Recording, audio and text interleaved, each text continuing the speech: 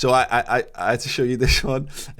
Wrestling fans will have got onto this, but the WWE was in Liverpool on Sunday night, I believe, and they've got this wrestler called Elias, and his shtick is that he gets up and he sings songs, and he uses that to wind up the locals or whatever. So it's normally about the sports teams being crap or all the women being ugly. You know, classic wrestling 101. So yeah, Elias decided to put a Man City shirt on and sing about Man City winning the league.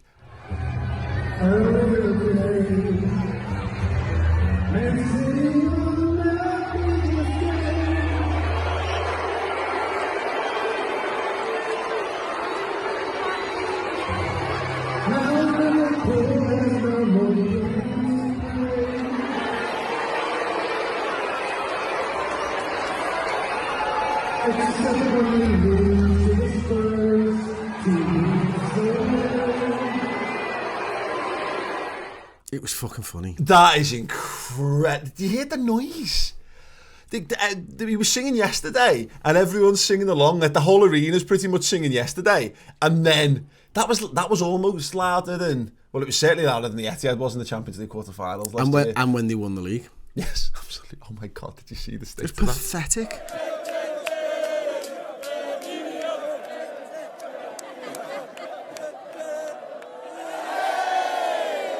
Pep and his coaching staff, ladies and gentlemen, thank you very much indeed. They're all coming up. There you go. Don't sit on it. I think they pay people to be there, you know. Now here's the thing.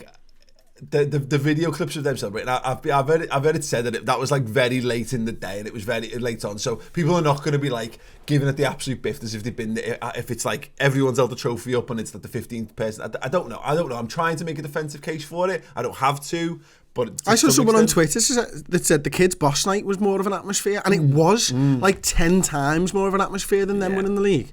I'll be honest, I'm wary of a little bit of that because of the fact that I'm sure there'll be videos from that where it was going absolutely mad, but because we've seen things like how they greet their coach, where it's like, at number 21, David Silva.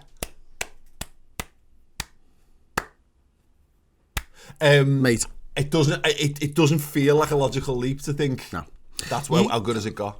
I'm not being funny, but you could have a chess match with more of an atmosphere than, you know, and when the players walk out for a chess match and players arriving at the Etihad, you know what I mean? These are some of them. Kasparov takes his seat. There you go, 4 times more claps. There you go. No messing around. They're bad. They're terrible. But that Elias thing was absolutely hilarious. Brilliant. I'm a big wrestling fan. And you know, we were both massive wrestling fans in our teenage days. It's just I can't bring myself. And that is the thing. There's been loads of these memes and stuff flying around. And Liverpool didn't win the league, and I am upset they didn't, because I really thought they were going to, and they were really good.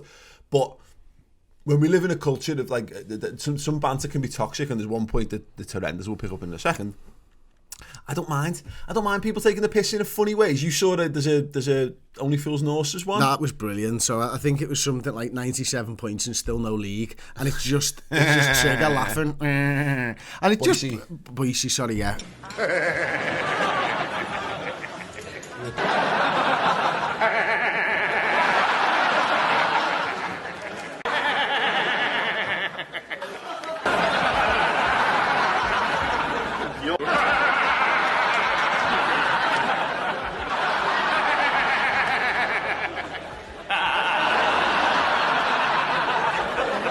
And it's just friggin' hilarious because I got sent by a Liverpool fan, and he was like, and it was my cousin, and he goes, Chris, I know you take footy dead seriously, but just watch this, and I hope that you get it. What did he think you take footy dead seriously?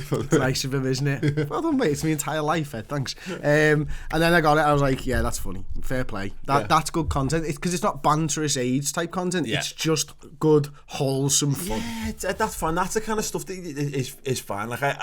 But yeah, the thing that's done everyone's head, and I did a video of this over on my channel, but I want your thoughts on it. The City players on the plane singing the Allez song, and obviously the lyrics including company, injured Salah, Liverpool being battered in the streets, we lost in Kiev, Sterling won the double, Scousers won fuck all.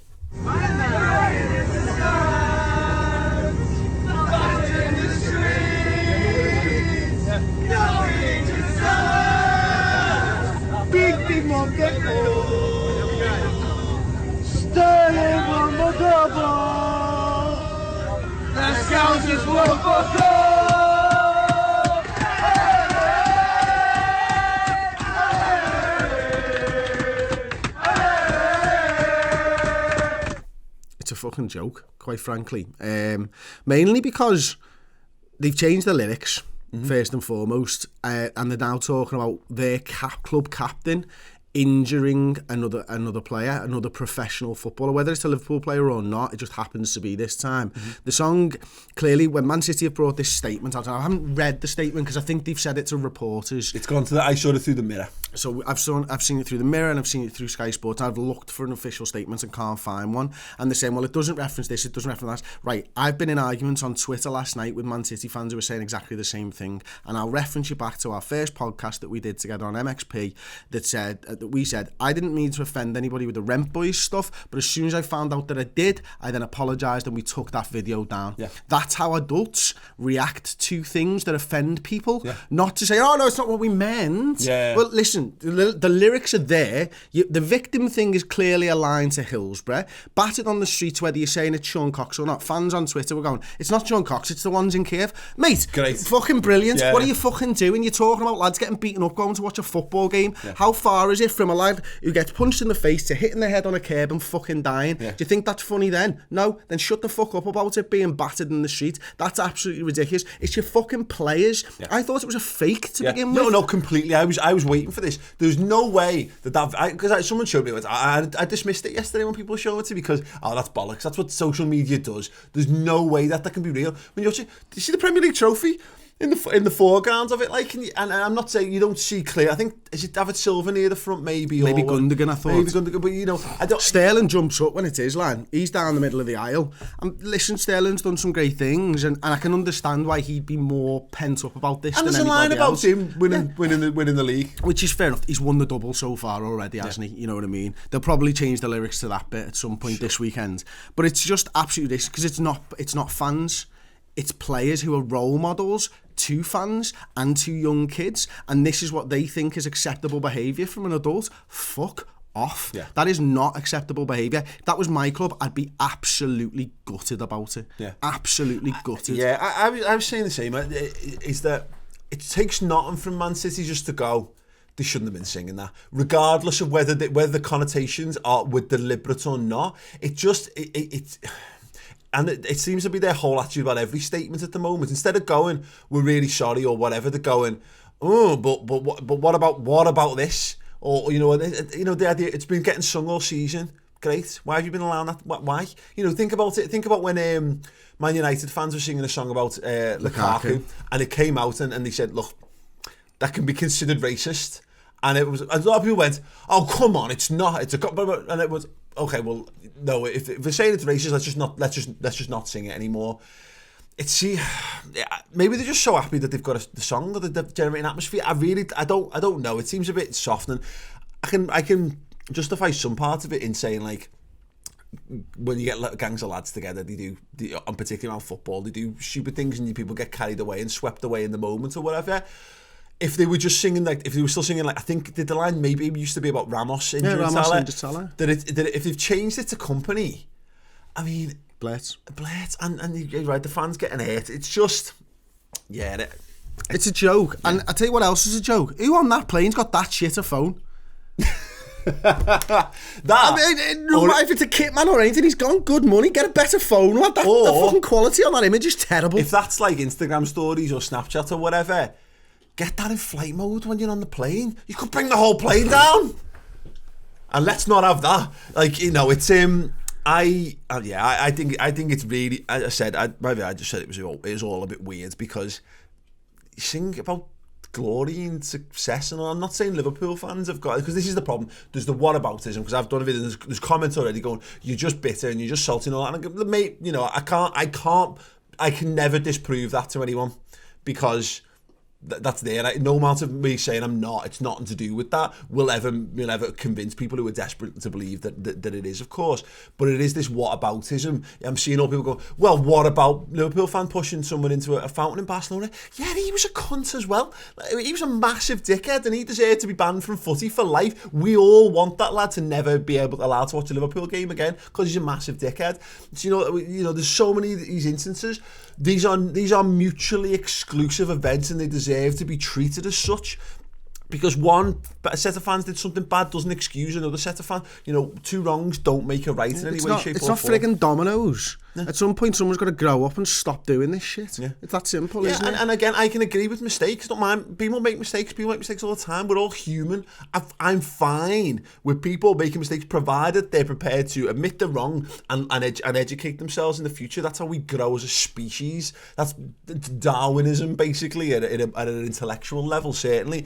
And that's the thing that goads me on it, is like the whole basically Man City going, no, there's no foundation to the idea that it's based on Sean Cox or Hillsborough. Fine, but it's about having a level of empathy and a level of understanding to say that how could this be construed from the other side? And you know what else? It's bloody irrelevant this season. Yeah. It was about last season. So why are you singing it when you've just won a league title? You've changed the word. I mean, look, they've changed some of the words, albeit they've actually made them worse by doing the company on Salah stuff. They've proven they can change the lyrics. Do what everyone else is doing. Do what we did. Allez not a Liverpool song. We didn't invent that song. We got it from Porto, and Barcelona have got a version, and loads of teams in Europe have got versions and all that now. Just change the lyrics. Change them about the good things that you've done this season. I've got no problem with Sterling's won the Liga, the double or whatever. Scousers won fuck all. No problem with that. That's banter. Hate it, but you know, that's fine. That's it's good. Not cancerous, solid. Is it? No, exactly. That's good. That's fine. A fine level of football banter. Just change a few more words and sing about something good. You know, like Silva scored against United. Reference these things. Reference the thing. Company smack one in. You know, from 25 yards against Leicester. These are really good things that Man City have done. They've got some really good things to we won the league with 100 points. We won it with 98. Allez. You know what I mean? Jesus Christ. Have a bit of intelligence. Yeah. We've won our 6th title. That's as many as Sunderland. That would fit. Yeah, absolutely. As many as Sunderland. Allez. You know, it writes itself, guys. Jesus Christ. Two scally lads from Liverpool wrote the football chant of the year last year when they were on the Ale in Porto. You've had an entire year to think of something better than sing about Liverpool not winning a European Cup. That you weren't in. That we knocked you out of. It's like them singing about... it's like when the Chelsea fans sing about Steven Gerrard slipping. Like, I know that was in a game that they played in, but it was about us losing the title to baffling.